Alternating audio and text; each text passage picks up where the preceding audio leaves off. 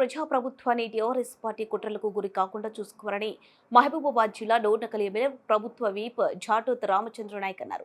బుధవారం మహబూబాబాద్ జిల్లా దంతాలపల్లి మండలంలో ఏర్పాటు చేసిన ముఖ్య కార్యకర్తల సమీక్ష సమావేశంలో ఆయన మాట్లాడుతూ కార్యకర్తలు సమిష్టిగా ఐకమత్యంతో పనిచేయాలన్నారు. కాంగ్రెస్ ప్రభుత్వం అనేక సంక్షేమ పథకాలు అందిస్తూ ప్రభుత్వ ఉద్యోగాలు నింపిందన్నారు.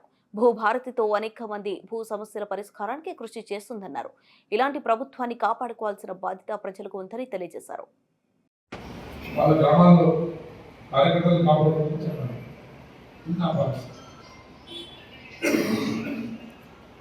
మొదటి విడతలో 2 కోట్ల పని ఇచ్చింది.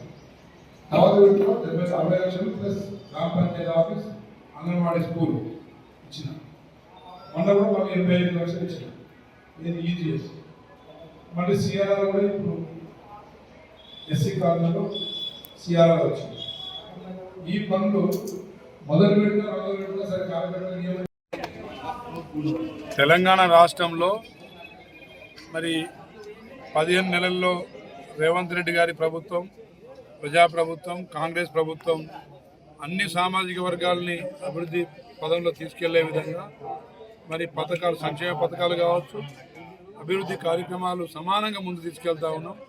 అందులో భాగంగా మహిళలకు ఆర్టీసీ బస్సు ఉచిత ప్రయాణం, 500కే గ్యాస్ సబ్సిడీ, అదేవిధంగా 200 యూనిట్ల కరెంటు ఫ్రీ, రైతులకు రుణమాఫీ 22,000 కోట్లు, రైతు భరోసా 11,000 కోట్లు, అదేవిధంగా రైతు బోనస్ 5,000 కోట్లు, రైతాంగానికి ఉచిత కరెంటు, రైతు బీమా, పంట బీమా అవకాశాలు కల్పిస్తూనే గతంలో ఉన్న పనిముట్ల మీద సబ్సిడీ తీసేస్తే గత ప్రభుత్వం, మనం పనిముట్ల సబ్సిడీ కూడా మరి మళ్ళీ పునరుద్ధరిస్తున్నాం.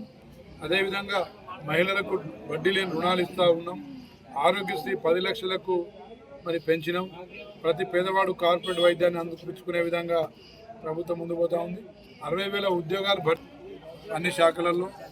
అదేవిధంగా నిరుద్యోగ యువతకు 4 లక్షల వరకు రాజీవ్ యువ వికాసాన్ని అందిస్తున్నాం. బీసీ కులగణన చేసినాం, ఎస్సీ వర్గీకరణ చేసినాం.